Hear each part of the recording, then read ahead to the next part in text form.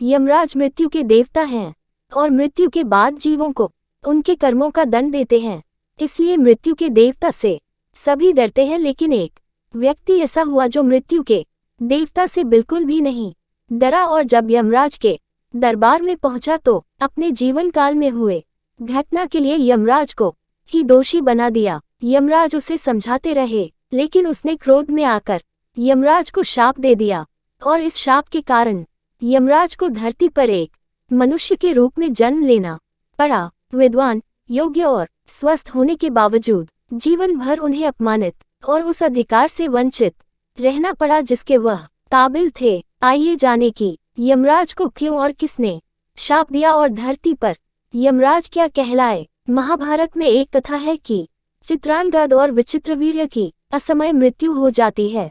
ऐसे में समस्या सामने आती है कि कुरुवंश का कारी कौन बनेगा। इस समस्या का समाधान करने के सत्यवती अपने दोनों बेटों की युग को अपने ऋषि पुत्र व्यास के पास संतान प्राप्ति के भेजती हैं। का ऋषि व्यास के सयासी रूप को देखकर डर जाती है और संसर्ग के दौरान आंखें बंद कर लेती हैं, जिससे इनका पुत्र अंधा होता है।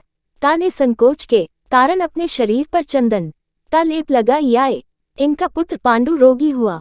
ये बात जब सत्यवती को ज्ञात हुआ तो सत्यवती ने अपनी बहुओं को रथ से व्यास के पास जाने के कहा। न इस बार का और का ने अपनी जगह अपनी एक दासी को भेज दिया। दासी भी व्यास के साथ संसर्ग से गर्भवती हुई और उसने एक स्वस्थ संतान को जन्म दिया। ये संतान विद्वान और हर तरह से योग्य दुर कहलाया। दुर कोई और नहीं बल्कि शाप के कारण मनुष्य रूप में जन्मे स्वयं यमराज थे। यमराज को सने और कब शाप ला, इस विषय में एक कथा है कि मांडव्य नाम के ऋषि तपस्या में लीन थे। उसी समय चोरों का एक रोह आकर ऋषि के आश्रम में आकर छुप गया।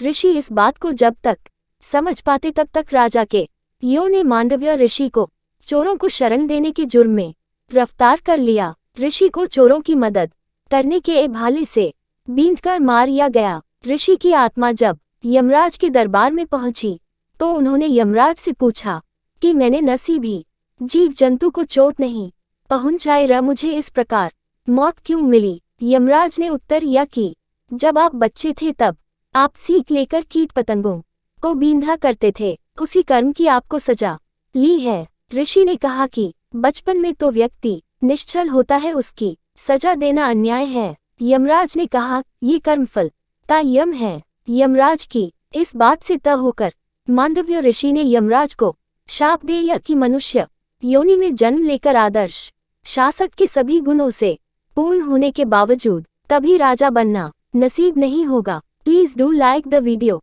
And subscribe the channel.